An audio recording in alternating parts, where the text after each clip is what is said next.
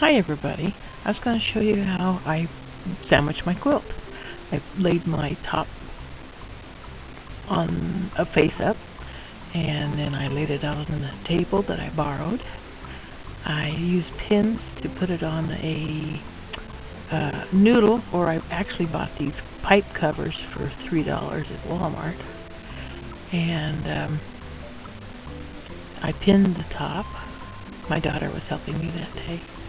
The top goes face up and the rest of them go face down. And then I roll it tight, well, somewhat tightly. Doesn't really have to be extremely tight. It makes more folds.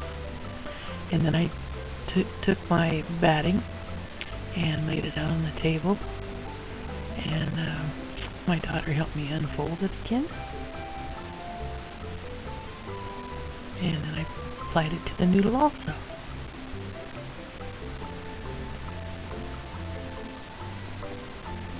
As long as I don't get any folds, it doesn't matter if the batting's a little bit wrinkled.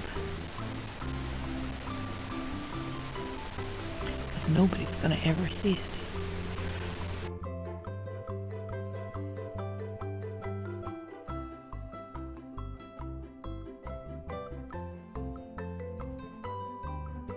And then I took my backing, and I had to piece it twice, down the middle and across the bottom.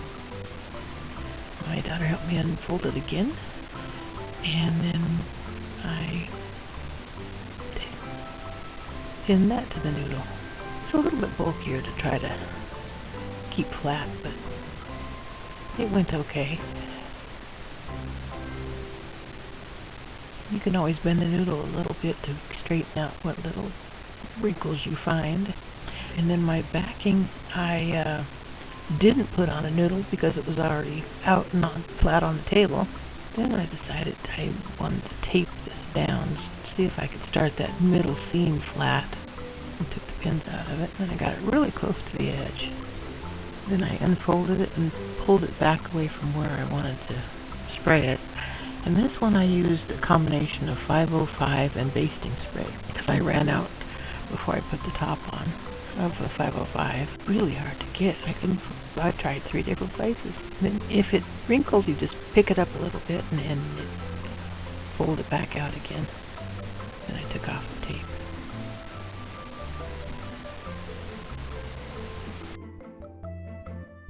Pulled it toward me, and then I pulled the noodle back until it started to adhere to the top, and then I did about a 6-inch strip and then move forward.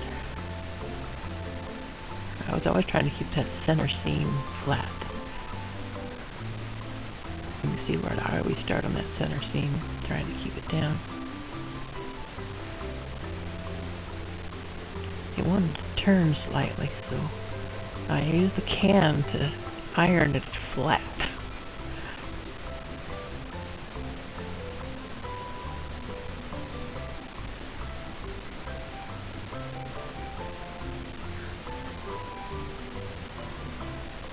I like working in a 6-inch area. Just enough for my hands to go across. And I knew that it wasn't bunching up under my fingers. Took the pins out and took the noodle away. Then I pushed it all the way back, or my daughter helped me pull it back. And we started again with the top. And since it was made face up, I could just lay it on a batting. And I tried to go by the lines on the sewing thing, and I hated the binding, so I ended up taking off that outer color, ivy, I guess it was. It just didn't work with the quilt. I had a lime binding on it afterwards, after I made it. It wasn't quite lime, it matched the inside of that. At least my daughter said. She's always the one that chooses my colors. Then again, I did another 6-inch area. Every time I come close to the camera, it unfocuses. You see how quick it is. It's just easy with a table. I went to the clubhouse and borrowed it, and they let me make a mess. I actually had the clubhouse owner come over there and watch me for about 20 minutes, I guess, when I was setting everything up, get the noodles together with tape and whatnot. He just didn't say a word, and I didn't know he was behind me. And my daughter says, he stood there for the longest time.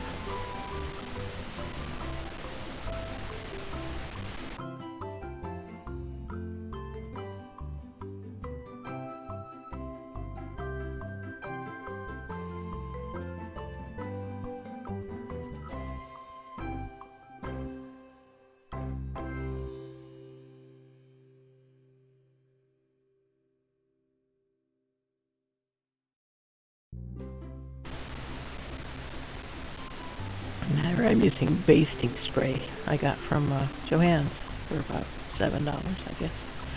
And I was checking to see if it was long enough. Perfectly long enough. Exactly. After I took off that last strip on the quilt, it was much better. I could put it in my machine and embroider over the top. I'll show you that next, the embroidery of it.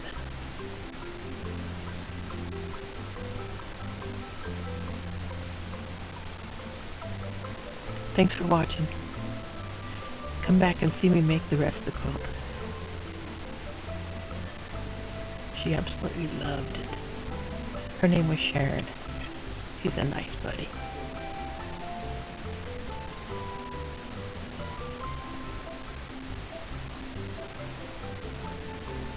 Fold it up, put it together, and I'm done. Bye, guys.